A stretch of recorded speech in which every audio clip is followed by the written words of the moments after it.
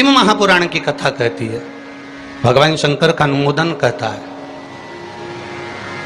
कि आपकी जो भक्ति है, भगवान धन से, संपदा से या सत्ता से या वैभव से या दौलत से भगवान कभी नहीं रीझता। अगर भगवान को चाहिए तो तुम्हारा केवल निर्मल मन चाहिए, भगवान को और कुछ भी नहीं चाहिए, तुम्हारा केवल मन। उसके सिवाय भगवान तुम्हारे वैभव से, तुम्हारे पास में कितनी गाड़ी है, कितना बंगला है, कितना धन है, कितना वैभव है, कितनी सत्ता है, कितनी दौलत है, भगवान को उससे कोई मतलब नहीं। भगवान को अगर मतलब है तो केवल तुम्हारे मन से मतलब है। शबरी अम्बा के दरवाजे पर भगवान गए, क्या दिया शबरी अम्बा ने?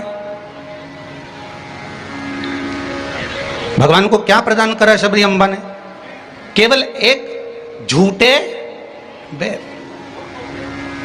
और झूठे बेर के सिवा भगवान कुछ ले भी नहीं रहा है।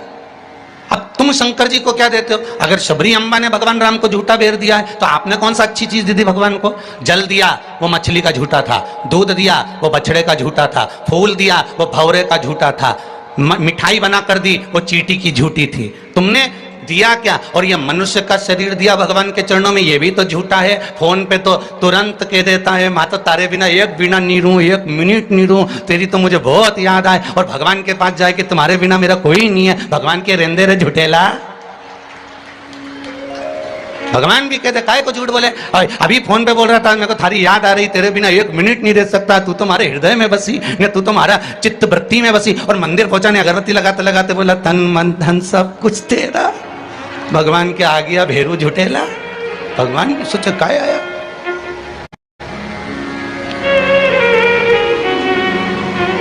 अगर शबरी अम्बा ने झूठा बेर दिया है तो हमने कौन सी अच्छी चीज भगवान को दे दी है? हमने क्या भगवान को अच्छा दे दिया है?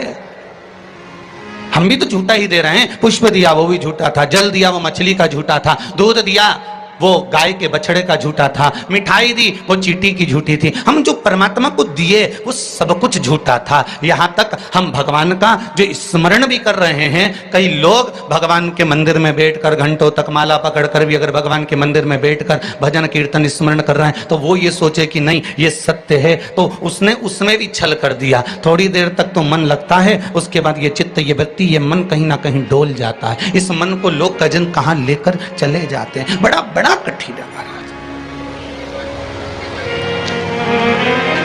ये बड़ा कठिन।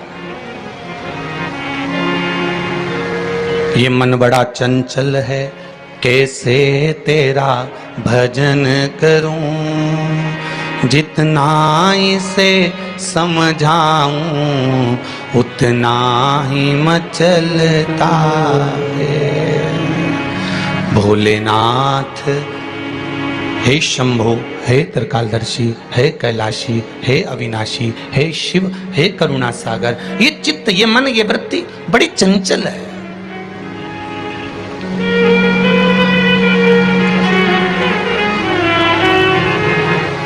अगर ये मन, ये चित्त, ये वृत्ति थोड़ी भी परमात्मा में लग गई तो जीवन की सार्थकता हो गई। ब्रह्मा और भगवान विष्णु दोनों मिलकर मंथन कर रहे हैं। और एक बात बहुत ध्यान से सुनना, शिव महापुराण के इस चरित्र को याद रखना कि ब्रह्मा और भगवान विष्णु ने मंथन किया, और मंथन किया तो शंकर भगवान के शिवलिंग को प्रकट किया। आपसे भी निवेदन है, जब दोनों पति पत्नी, भाई भाई, घर के बुजुर्ग, माता पिता, घर के बच्चे जब एक साथ कहीं बैठे हुए हों तो शिव महापुराण की कथा कहती है आप भी शिव महापुराण का थोड़ा सा मंथन करो। उस मंथन से जो प्रकट होगा वो तुम्हारे घर का आनंद करा देगा। शिव पुराण का मंथन।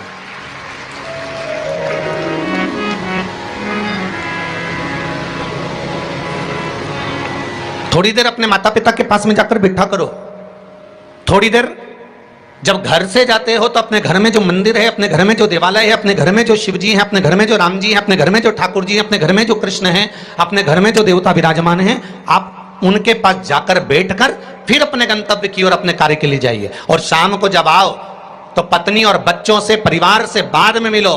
सबसे पहले अगर दुकान की चाबी भी लेकर आए हो, थोड़ा सा धन भी लेकर आए हो, थोड़ा सा सामान भी लेकर आए हो, थोड़ा सा व्यापार का कुछ चीज भी आप लेकर आए हो, तो सबसे पहले जाकर भगवान के मंदिर में जो आपके घर में है उसके पास में बैठकर उसको बताया करो, आज मैंने व्यापार करा उसमें यह लाभ हुआ, आज मैंने व्यापार करा उसमें यह हानि हुई, और आपकी कृपा से आज मैंने दुकान व्यापार व्यवसाय आज का पूरा करा। हे देवाधिदेव महादेव, हे मेरे ठाकुर, हे मेरे कृष्ण, हे मेरे राम, आज भगवान की कृपा, आपकी कृपा बहुत बनी रही और मेरा सब कार्य सफल हुआ। बाबा को प्रणाम करो, नमन करो और फिर अपने माता पिता, परिवार, कुटुंब, कबीला जिससे मिलना है मिलो, फिर मिलो।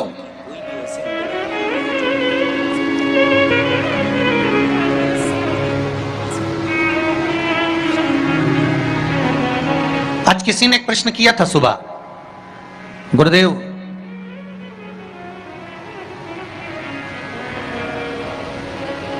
अगर भगवान के मंदिर जाना है हमको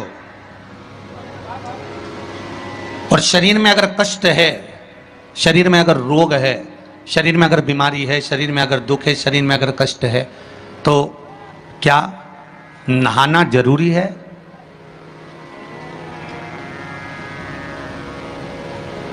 शिव महापुराण की कथा कर रही है, मत नहाओ, स्नान कर लो।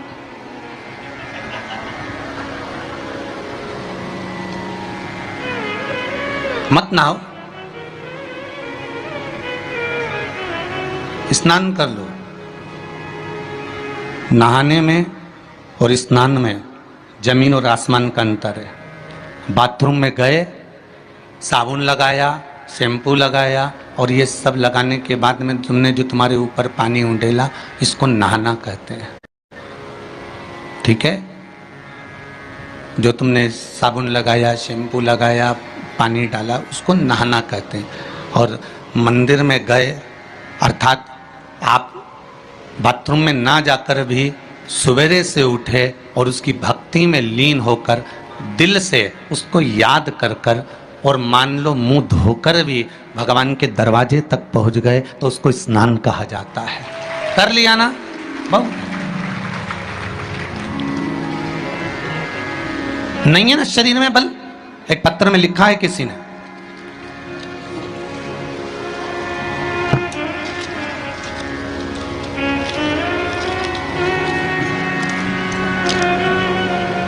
मैं बदनावर धार के पास बालोदा में रहती हूँ, मेरा नाम शांति बाई कुमावत है, कहीं बैठी हो तो खड़ी हो जाएं। आप ही हैं? दोनों हाथ हिला दो एक बार। मेरा नाम शांति बाई कुमावत है। गुरुदेव, आज मैं अपने पैरों पर खड़ी हूं और घूम रही हूं, ये शिव की ही कृपा है, शंकर की कृपा है। मैं कैंसर से पीड़ित हूं, बहुत सारे अस्पतालों में मेरा इलाज हुआ है। ऐसा कोई हॉस्पिटल गुजरात का, राजस्थान का और महाराष्ट्र का नहीं जहां पर मेरा इलाज नहीं हुआ। रह रह कर कैंसर उपज रहा था, परेशान हो गई थी गुरुदेव। तब बाबा की कृपा से डॉक्टर ने कह दिया अब तुम्हारे शरीर में और ऑपरेशन का दम नहीं बचा, इसलिए अब तुम भगवान के ही सहारे जियो। और डॉक्टर ने अगले ऑपरेशन करने से मना कर दिया। मैं घर आ गई, शिव महापुराण की कथा सुनी और गुरुदेव अब मैंने भी विचार कर लिया कि ये शरीर मैंने शंकर को दे दिया। और गुरुदेव एक बेलपत्री शिव जी पे चढ़ी हुई अपनी पोती से, बेटों से बुलवाती और उस बेलपत्री को जल के साथ खाना चालू कर दिया। 2 कदम भी नहीं चल पाती थी क्योंकि कैंसर के ऑपरेशन इतने हुए थे। गुरुदेव आज मैं इस पंडाल में बैठकर कथा सुन रही हूं, ये शिव की ही कृपा है, ये शंकर की करुणा। एक बात बहुत सुंदर आपने लिखा है शांतिबाई जी, माता जी, कि गुरुदेव जांच भी कराई, अब डॉक्टर बोल रहा है तुम तो ठीक होती चली जा रही हो, ऑपरेशन की भी जरूरत नहीं है। अब बाबा की यह कृपा हुई है, ये करुणा है। बैठो मां, बैठो। हर हर महादेव। ये शिव की कृपा है, ये शंकर की करुणा, ये शंकर की उदारता है, ये शंकर की दया है, ये शिव करुणा है। अकाल मृत्यु वो मरे जो काम करे चंडाल का, काल उसका क्या बिगाड़े जो भक्त हो महाकाल का। शंकर की आराधना करने वाला, शिव का स्मरण करने वाला, शिव भक्ति में डूबने वाला, शंकर का अनुमोदन करने वाला कभी भी भटकता नहीं है। शिव उसको मार्ग तक पहुंचा ही देता है, पहुंचाएगा।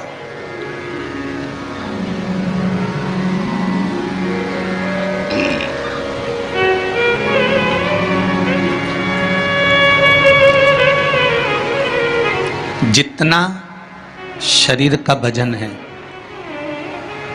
बहुत ध्यान दीजिएगा जरा। बैसाख शिवरात्रि शिव महापुराण की कथा मिली है आपको सुनने के लिए, और बैसाख शिवरात्रि शिव महापुराण की कथा यदि आप लोग श्रवण कर रहे हैं, चाहे आस्था चैनल के माध्यम से सुन रहे हो, चाहे फेसबुक यूट्यूब के माध्यम से सुन रहे हो, चाहे इस पावन पंडाल में बैठकर सुन रहे हो, अगर श्रवण कर रहे हो तो ध्यान रखना, जितना शरीर का वजन है,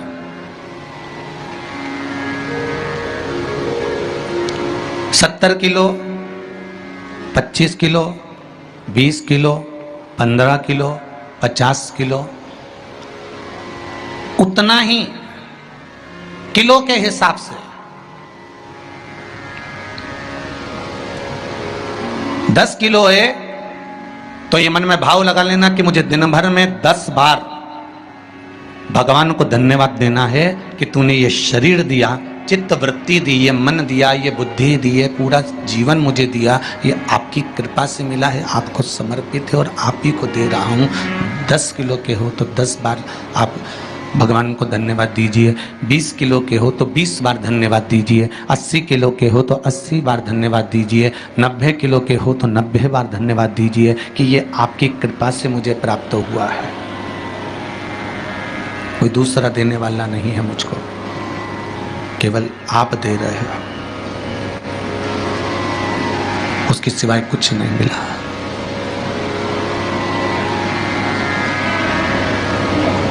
बड़ी मुश्किल से उसने कृपा कर कर यहाँ भेजा है अपने को, बड़ी मुश्किल से भेजा।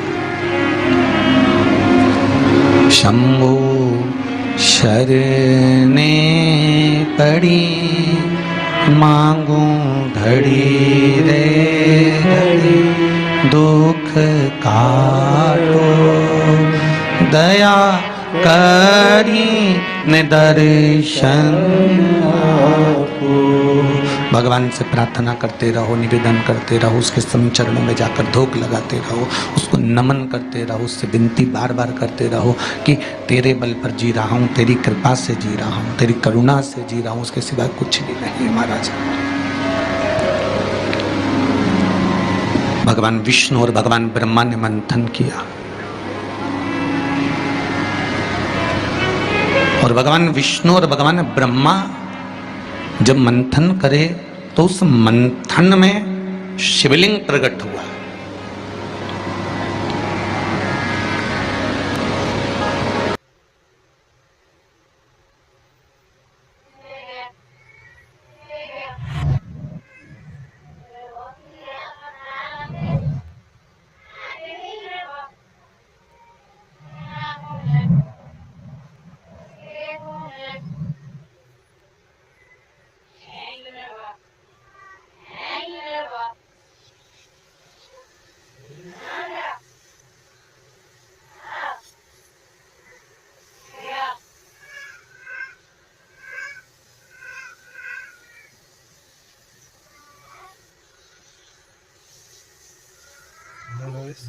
Zona,